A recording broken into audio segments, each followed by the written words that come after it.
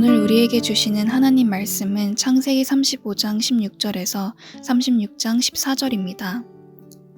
그들이 곧 베델에서 길을 떠나 에브랏에 이르기까지 얼마간 거리를 둔 곳에서 라헬이 해산하게 되어 심히 고생하여 그가 난산할 즈음에 산파가 그에게 이르되 두려워하지 말라 지금 내가 또 등남하느니라 하매 그가 죽게 되어 그의 혼이 떠나려 할 때에 아들의 이름을 베논이라 불렀으나 그의 아버지는 그를 베냐민이라 불렀더라. 라헬이 죽음에 에브랏 곧 베들레헴 길에 장사되었고 야곱이 라헬의 묘에 비를 세웠더니 지금까지 라헬의 묘비라 일컫더라. 이스라엘이 다시 길을 떠나 에델 망대를 지나 장막을 쳤더라. 이스라엘이 그 땅에 거주할 때에 르우벤이 가서 그 아버지의 첫 빌하와 동침하매 이스라엘이 이를 들었더라. 레아의 아들들은 야곱의 장자 르우벤과 그 다음 시므온과 레위와 유다와 이사갈과 스불론이요. 라헬의 아들들은 요셉과 베냐민이며 라헬의 여종 비라의 아들들은 단과 납달리요. 레아의 여종 실바의 아들들은 갓과 아셀이니 이들은 야곱의 아들들이요 밧단 아람에서 그에게 낳은 자더라. 야곱이 기럇 아르바의 마므레로 가서 그의 아버지 이삭에게 이르렀으니 기럇 아르바는 곧 아브라함과 이삭이 거류하던 헤브론이더라. 이삭의 나이가 180세라. 이삭이 나이가 많고 늙어 기운이 다함에 죽어 자기 열조에게로 돌아가니 그의 아들 에서와 야곱이 그를 장사하였더라. 에서 곧 에돔의 족보는 이러하니라. 에서가 가나안 여인 중 헷 족속 엘론의 딸 아다와 히위 족속 시브온의 딸인 아나의 딸 오홀리바마를 자기 아내로 맞이하고 또 이스마엘의 딸 느바요의 누이 바스맛을 맞이하였더니 아다는 엘리바스를 에서에게 낳았고 바스맛은 르우엘을 낳았고 오홀리바마는 여우스와 얄람과 고라를 낳았으니 이들은 에서의 아들들이요 가나안 땅에서 그에게 태어난 자들이더라.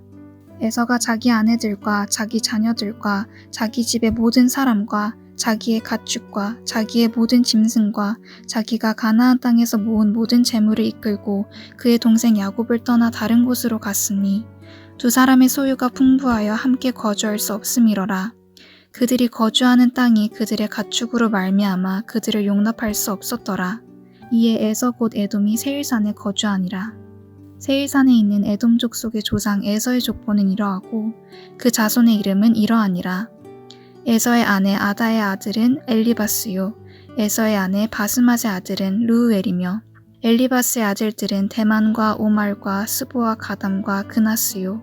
에서의 아들 엘리바스의 첩 딥나는 아말렉을 엘리바스에게 낳았으니 이들은 에서의 아내 아다의 자손이며 르우엘의 아들들은 나핫과 세라와 삼마와 미사니 이들은 에서의 아내 바스맛의 자손이며 시브온의 손녀 아나의 딸 에서의 아내 오홀리바마의 아들들은 이러하니 그가 여우스와 얄람과 고라를 에서에게 낳았더라. 아멘. 오늘은 야곱의 이야기만 다루고 에서의 족보는 월요일에 한꺼번에 다루도록 하겠습니다. 저는 장로의 아들로 태어나 모태신앙인으로 자랐습니다. 적잖은 모태신앙인들처럼 저 역시 교회에서 살다시피 했지만 하나님을 인격적으로 만나기까지 오랜 시간이 걸렸습니다. 1997년 여름 대학교 새내기 시절에 못 모르고 따라갔던 SFC 수련회에서 하나님을 인격적으로 만났고 주를 위해 제 인생을 바치겠다고 눈물로 고백했습니다. 물론 그 고백이 깃털처럼 가벼웠다는 걸 깨닫는 데는 불과 2주밖에 걸리지 않았지만요. 수련회 장소가 부산 고신대였는데요. 제 인생을 통틀어 단 2번밖에 가보지 않았지만 하나님과 제대로 된 첫 만남이 있었던 곳이고 제 신앙의 터닝포인트가 되는 순간이었기에 그 이후로 고신대는 제 신앙의 돌기둥이 세워진 특별한 장소로 제 마음에 깊이 각인되어 있습니다. 아마 성도님들에게도 지금 딱 떠오르는 이런 기념비적 장소, 기념비적 순간이 있을 줄 압니다. 야곱에겐 베델이 바로 그런 곳이었습니다. 성경에 기록된 바로는 야곱은 베델에 단 2번밖에 머물지 않았습니다. 그런데 야곱하면 우리가 베델이란 지명을 떠올리는 건 굳이 설명하지 않아도 잘 아실 겁니다. 20년 전 야곱이 바로 그곳에서 살아계신 하나님의 생생하고 놀라운 임재를 깊이 체험했기 때문입니다. 그 특별한 만남으로 사도 바울이 변한 것처럼 야곱이 환골탈태한 것은 아니지만 야곱의 인생에 지대한 영향을 미쳤다는 것은 누구도 부인할 수 없는 사실입니다. 그런데 그로부터 20년 후 야곱은 바로 그곳 베델에서 하나님과 다시 한번 특별한 만남을 가집니다. 그리고 야곱은 20년 전에 돌기둥을 세웠던 그곳에 다시 돌기둥을 세워 하나님과의 특별한 만남을 기념합니다. 학자들은 야곱의 이런 행동을 20년 동안 방치되어 폐허가 된 베델 성소를 복원하는 작업으로 간주해야 한다고 말합니다. 이런 맥락에서 돌기둥을 다시 세우는 건 야곱이 신앙을 재건하고 다시 회복하는 것을 의미한다고 볼 수 있는데요. 오늘 본문은 야곱이 아버지 이삭의 집으로 돌아가기 위해 그 베델을 떠나는 것으로 시작합니다. 그들이 베델에서 길을 떠나 베델에서 하나님의 특별한 임재, 특별한 만남, 축복의 확증이 있었기에 이제 야곱의 인생에 뭔가 특별한 일들, 평탄한 꽃길 인생이 펼쳐질 것 같은 막연한 기대를 갖게 됩니다. 그런데 이런 우리의 기대와는 달리 정반대의 이야기가 곧바로 펼쳐집니다. 사랑하는 아내 라헬이 둘째를 낳다가 난상 끝에 결국 죽음을 맞이한 겁니다. 베델과 에브랏, 즉 베들레헴까지 거리는 약 30km 정도 되는데요. 구글 지도로 확인해 보니 도보로 6시간 30분 정도 걸리더라고요. 대가족의 이동인 걸 감안해서 넉넉하게 잡아도 베델을 떠난 지 불과 하루 안에 이런 엄청난 비극이 발생한 겁니다. 여러분, 야곱에게 라헬이 어떤 존재입니까? 창세기 29장 20절입니다. 야곱이 라헬을 위하여 7년 동안 라반을 섬겼으나 라헬을 사랑하는 까닭에 7년을 며칠같이 여겼더라.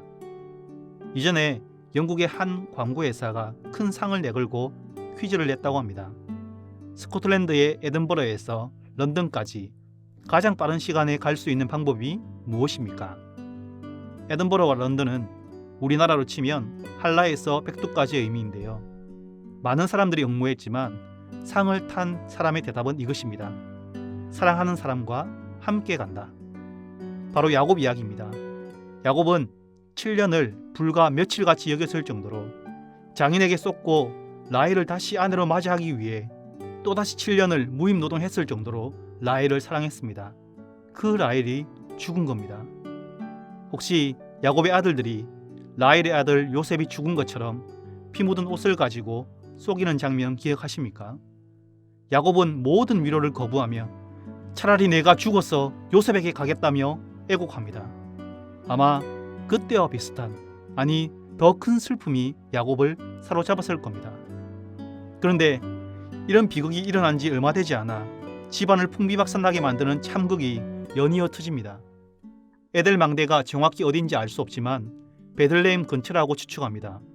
그 말은 르우벤이 아버지의 첩 비라와 동침한 사건이 라헬이 죽은 뒤 곧바로 일어났다는 말입니다.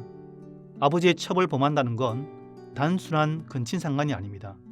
아버지의 권위에 정식으로 도전하며 빼앗겠다는 의미입니다. 르우벤은 장자였기에 얼마든지 그럴 가능성이 있고, 또 비라가 라헬의 여종이었다는 걸 감안한다면 레아와 라헬의 해묵은 갈등도 큰 영향을 미쳤을 겁니다. 르우벤의 목적이 무엇이었던 간에 야곱의 입장에선 말 그대로 비극의 비극이 꼬리를 물고 일어난 겁니다. 사랑하는 사람을 여의고 의지하던 장남이 등에 칼을 꽂는 실로 엄청난 아픔을 연달아 겪은 겁니다. 성도 여러분, 우리 인생하고 참 많이 닮았지요. 말씀을 시작할 때 얘기했지만 저에게도 여러분에게도 비록 아주 오래됐지만 어제 일처럼 생생한 베델이 있을 겁니다. 하나님과의 인격적인 만남, 뜨거운 은혜의 체험, 눈물의 감격과 놀라운 기쁨이 있었던 자신만의 베델 말입니다. 내가 돌기둥을 세웠던 그곳, 그때가 기억나십니까? 주여, 우리가 여기 있는 것이 좋사오니. 변화산에서 주의 영광을 보고 그곳을 떠나기 싫어했던 베드로의 마음이 우리의 마음이 아니었습니까? 베델의 놀라운 임재, 큰 은혜를 받았을 때 내 인생에 하나님이 찾아오셨으니 내 삶이 달라지고 탄탄대로까지는 아니어도 뭔가 잘 될 것 같은 예감이 들었을 겁니다. 그런데 여러분, 살아보니 인생이 그렇던가요? 물론 베델 이후 평탄한 인생을 살아오신 분도 계시겠지만 대부분이 그렇지 않으실 겁니다. 오히려 베델 이후에 인생의 큰 어려움을 겪으신 분들이 많으실 겁니다. 오죽하면 예수 제대로 믿고 나니 고난과 고통이 더 많이 찾아온다는 말이 생겼을까요? 그래서 적잖은 성도들이 베델을 떠난 뒤 인생의 어려움이 꼬리를 물고 따라올 때 당황하고 크게 낭망하는 것을 봅니다. 심지어 베델 자체를 의심하기도 합니다. 그런데 여러분, 오늘 기록된 하나님의 사람 야곱의 모습을 주목하여 보십시오. 생명처럼 사랑했던 라헬이 죽었습니다. 라헬이 죽으면서 아들의 이름을 베노미, 슬픔의 아들이라고 지었습니다. 라헬이 겪은 극한 해산의 고통과 죽음의 비통함을 반영한 이름입니다. 사랑하는 라헬이 유언처럼 남긴 이름 아닙니까? 그리고 당시 야곱이 느꼈을 애통과 절망감을 감안하면 그 이름을 그대로 둘 법도 합니다. 그런데 이름을 바꿉니다. 베노미, 슬픔의 아들을 베냐민, 오른손의 아들, 매우 존귀하고 소중한 자라는 이름으로 바꿉니다. 엄청 부정적인 이름을 엄청 긍정적인 이름으로 바꿨지요. 야곱이 무슨 마음으로 아이의 이름을 바꿨는지 정확하게 알 수는 없지만 베냐민이란 이름은 그 비통한 상황 속에서도 야곱이 소망을 잃지 않았다는 것을 분명히 보여줍니다. 사랑하는 형제자매 여러분, 베델의 은혜가 야곱에게 닥칠 어려움이나 야곱이 처한 상황을 바꾸지는 않았습니다. 대신 뭘 바꿨습니까? 야곱을 바꿨습니다. 상황이 바뀌진 않았지만 상황을 대하는 야곱을 바꾼 것입니다. 우연히 어떤 목사님이 이런 글을 쓰신 걸 봤습니다. 믿음은 고난을 바꿔주는 것이 아니라 그 고난에 대한 반응을 바꾸어준다. 은혜도 마찬가지입니다. 하나님의 놀라운 은혜는 우리가 처한 상황을 바꾸는 것이 아니라 상황에 대한 우리의 반응을 바꾸어 줍니다. 하나님의 은혜에는 우리가 상황의 밥이 되는 것이 아니라 상황이 우리의 밥이 되게 만들어버리는 신비로운 힘이 있습니다. 왜 베델의 은혜를 주십니까? 하나님의 모든 관심은 우리가 처한 상황이나 환경이 아니라 우리가 변화되는 데 집중되어 있기 때문입니다. 또 한 가지 꼭 기억해야 할 것이 이것입니다. 베델의 은혜는 야곱에게 추억으로 남았지만 은혜를 주신 베델의 하나님은 추억으로 남아있지 않는다는 사실입니다. 야곱이 어디를 가든지 야곱이 어떤 상황에 처해 있든지 항상 임마누엘을 하셨습니다. 야곱을 향한 하나님의 약속과 계획을 신실하게 이루어 가셨습니다. 12지파의 마지막 퍼즐인 베냐민의 탄생과 23절부터 26절에 완성된 12지파의 명단이 이를 증명하고 있습니다. 서문가족 여러분, 우리 인생에 특별한 베델의 은혜는 반복되지 않을 수 있습니다. 하지만 임마누엘이신 하나님은 항상 우리와 함께 계시고 하나님의 은혜와 자비는 매일 매 순간 반복되고 있습니다. 그리고 우리와 항상 함께 하시는 하나님, 임마누엘의 하나님은 우리가 처한 상황보다 크심을 굳게 믿으시기를 바랍니다. 말씀을 맺겠습니다. 교회 역사에서 최고의 베델은 언제였을까요? 오순절 성령 강림 아니겠습니까?